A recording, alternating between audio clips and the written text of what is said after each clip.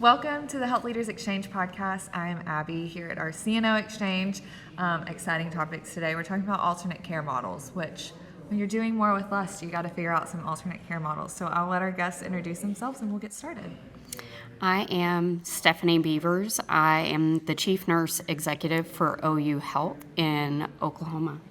Awesome. Well, thank you for being here. So like I said, we're talking about alternate care models. And just the way you kind of have to do more with less now. And there's different technologies, and it's good and bad, right? The way that you have to kind of shift your care.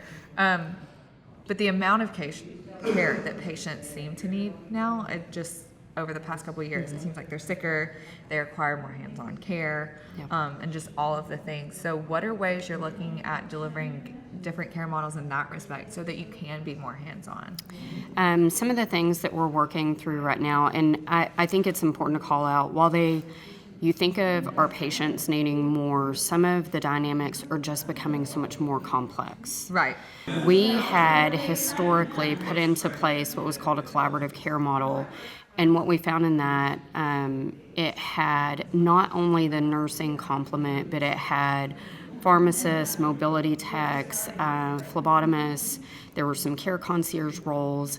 And as that launched, something that we really found to struggle with was people understanding not just their scope, but really role delineation, professional identity. Right. And so we're actually walking some of that work back.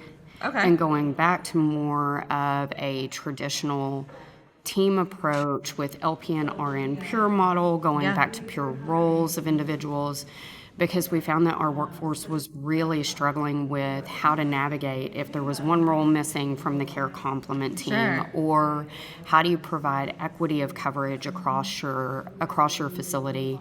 And so within our pediatric hospital, we have one unit that introduced LPN in that true pure sense that we have seen LPN just for the use. timeline, how long has that been since you did that? That has been middle of last year. Okay. Okay. And that worked really well. The teams embraced it fully. It was this team approach and dynamic that I think worked really well, especially with the pediatric population. Yeah. How we navigated those ratios, how we navigated the division of work. Within our adult setting, we're really starting to reshape that. Yeah. We have gone back to the basics and fundamentals of nursing and really working towards what is the professional identity of each role and complement of nurse. Because I think that's something that our industry has really struggled with as we've come out of the pandemic. Right.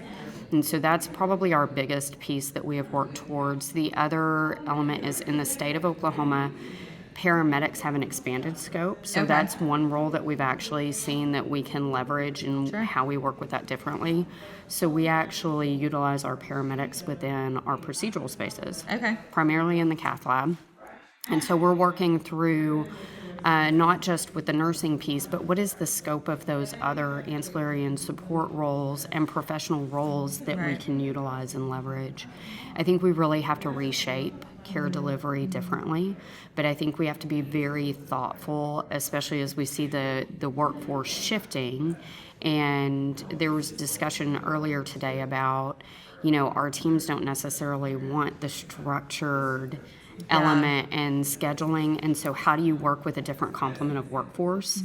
But when you do that and you introduce that variability, you have to be very cognizant and deliberate about how you define each role and what they own in the care delivery, so that we don't create gaps or safety concerns for patients. And you're not the only one that thinks that. Some of our other CNOs have said we got really siloed for efficiency. Like, this is what the RN did, no one else touched it, this was efficient. But now it's like, well, wait, we did need the teamwork because of all of the missing human touch pieces, that when you get so efficient, then you can't not relate, but be on that human level with your patient. And so when you work collaboratively, there's a little more space to be able to do that. It's been interesting to watch it unfold, and we're actually reshaping all of our job architecture, and we're starting across the system. We're starting with nursing as the pilot, and redefining all of our job roles, job descriptions, Yeah. and really starting to lay out each layer Right. so that we have really clear lines of accountability, responsibility for each role, discipline, and complement. And I think that's going to take us significantly forward from a high reliability standpoint. Sure. And standardization of practice. We also, within the last few months, launched our inaugural professional practice model for nursing. Okay. So OU Health is a system, just with the context and history of how we have grown and evolved as a system. This was a huge opportunity for us, and so we leveraged not only the launch of our professional practice model, Right. but also launched a lot of education and foundational elements of scope of practice. Right.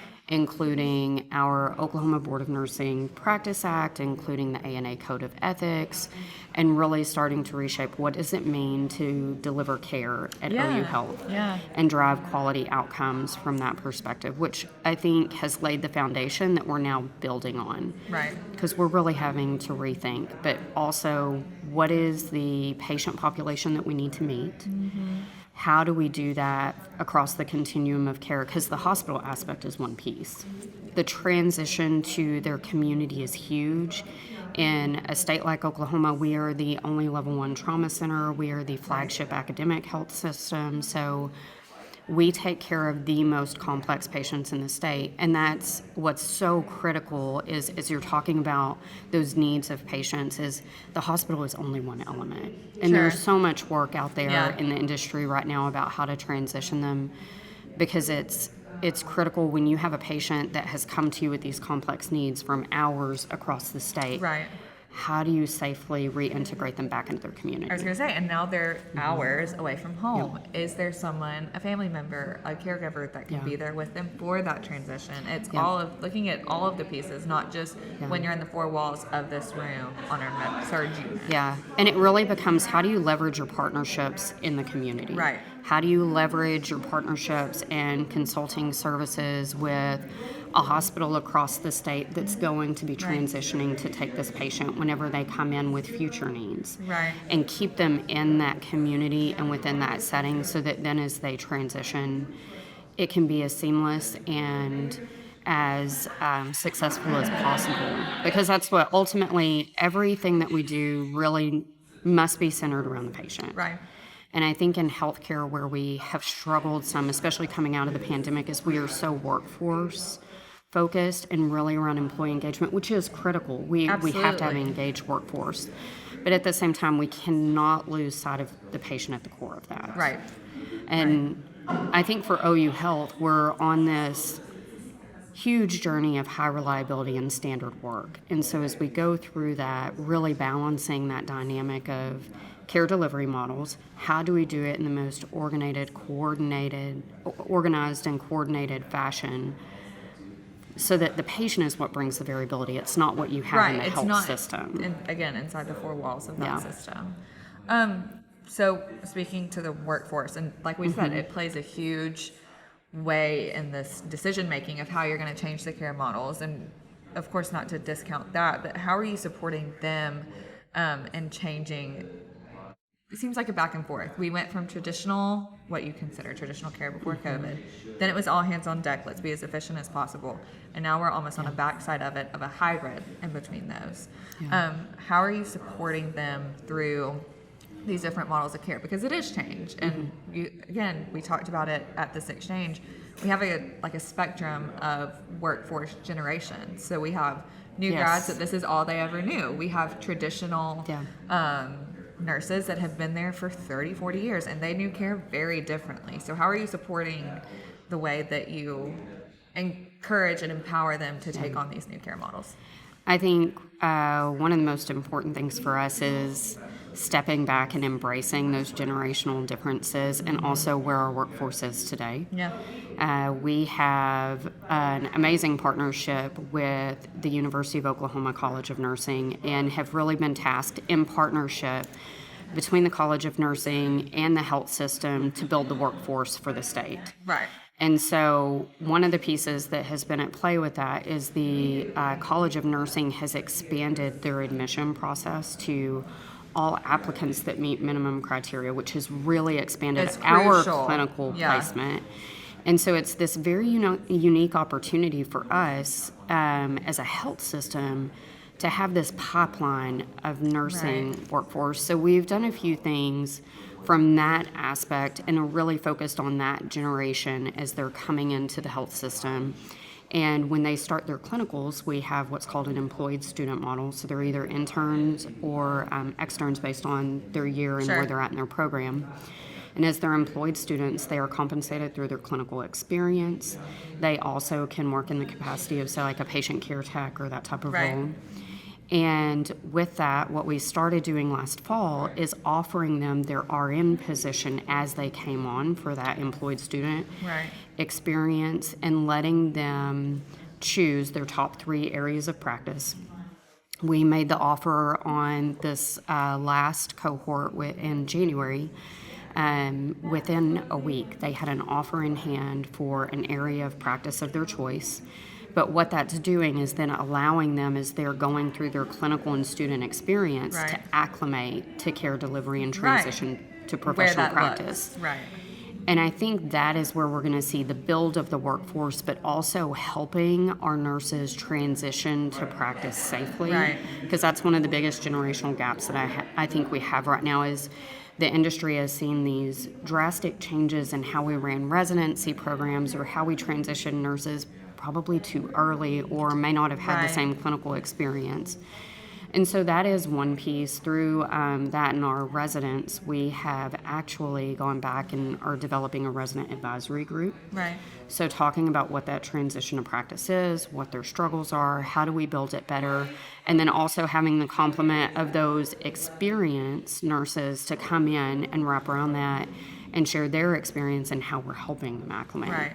Because I think that's one of our biggest pieces that we're really working on is helping our nursing workforce understand the professional components of practice Right. and what that means and And you what don't it is learn to carry. you don't learn that, but it's hard to learn that in school. And it's really only like a snapshot of it. Yeah. To actually carry the weight of the lessons and the professional practice and what it means to be a human being caring for another human being. Right.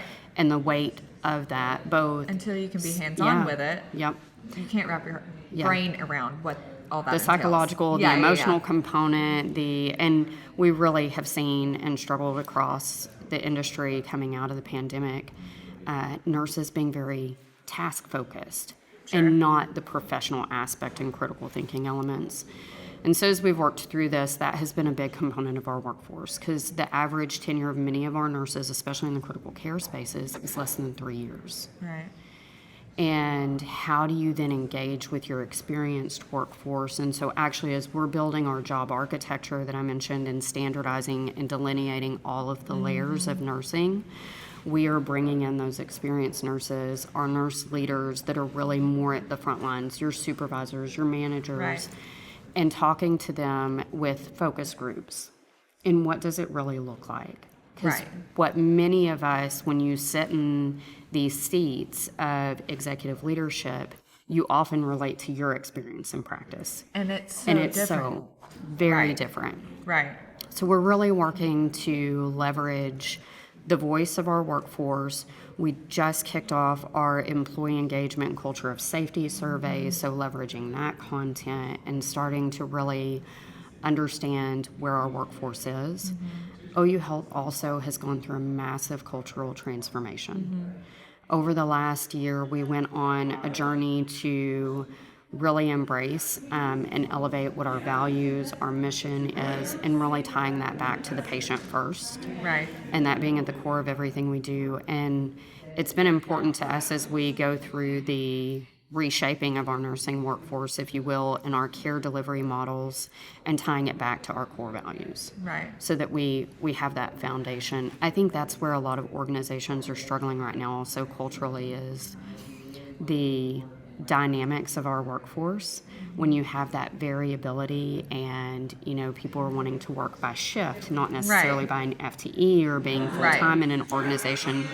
In that newer generation that we have coming in, it's harder to build your culture Yeah. and Sure. maintain it. And so that's been one element that I think Yeah. has been an interesting dynamic to I explore. want to call out something that y'all are doing, and it's just asking them what their shift is really like. Because, like you said, you're a nurse by trade, and you worked at the bedside, but you don't anymore. And so things have changed, and they Yes. have shifted for better or for worse. Patients are different. The care is different. I mean, we've talked here, social media pressure. You just have, they have different pressures than even up to the VP, who's a little, Yes. more current to the bedside than it was when they were Yeah. at the bedside. So I love that you were just getting in there and like, you tell us Yeah. what your day is like, where we can fix things, what we need to do. There's lots of listening rounds, lots Yeah. of executives going out to front lines Yeah. and meeting them where they are, understanding what their pain points are before we get there so that Yeah. then we can have very open dialogue in a safe space. I think that's been a big transition for our workforce for when we show up and to Yeah. sit and talk to us about Yeah. what's going on, how can we support, what are the barriers, and I think it's critical that you hear those. I think the other piece that has really helped us is having an interdisciplinary approach. Yeah. So while we're embarking on this high reliability journey, there's also a component of putting together work groups around critical needs for our workforce, communication platforms, how we work as teams, and it's not just nursing. So when we talk about professional and shared governance, I think it's critical that this is not done in isolation and that is not a Right. nursing forum. So as we start to see some of these work groups take shape and really chipping away at the big things that are impacting care delivery in our frontline teams and the work that they do, it's having people that are close to it. It's having the physicians at the table that are working Right. alongside the Right. nurses and how we're doing this. We just reshaped all of our infrastructure around diet leadership. So Right.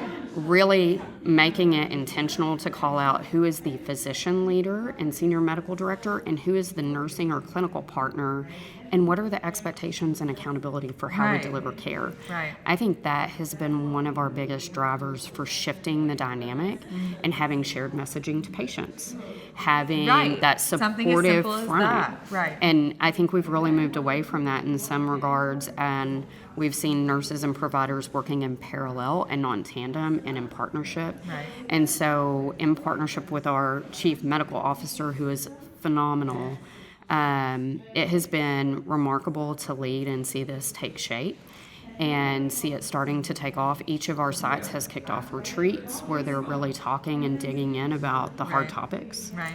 and what that work looks like together in partnership between our providers and our clinical workforce. Right.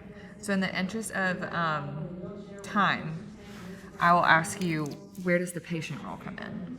How are you educating them? Because they're a piece of this puzzle too. Yeah. And they take, huge ownership in their care, which as they should, but how does the patient fit into this now different way of care? It is so critical that we talk to the patient on the front end. Yeah. What will the experience look like for the patient? Our outpatient and ambulatory services does a phenomenal job in how they have started to navigate care delivery for our patients. Our system went through a massive change with the implementation of Epic last year. Right. And prior to that, I know many health systems have these tools and resources in place, but the leveraging of Right. MyChart and information Being at their able to do fingertips, it. having that transparency of their care has been critical. But it has really been going back to the basics. It is so simple but so true.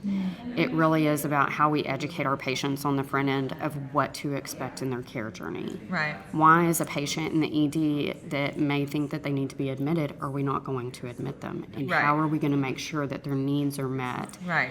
and they don't need to come into the hospital? Sure. And being very thoughtful in that messaging. I think also it's critical that we as patients come into our health system that we're talking about the roles that we have. Right. What are the expectations? What does it look like for their discharge that may be a week away, but how are we preparing them for How that are we and wrapping getting around? right?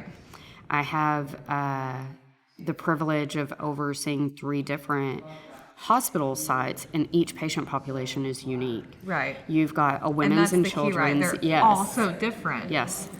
And that's where it goes back to our care delivery has to be a real standard approach. It has to be role Yeah. delineation Yeah. and clarity of that piece, because the patient is what should be the unique factor in everything that Yes. we do. Yeah, that's the variable. Yeah, and I Yeah. think that that's what's critical. And with each population and each patient, as they leave that hospital setting, our ambulatory wraparound services, or how we navigate in the community, I think that's one of the things that we have to become much stronger in how we articulate to the patient what to expect, Yeah. how to navigate your care after this complex component has taken shape.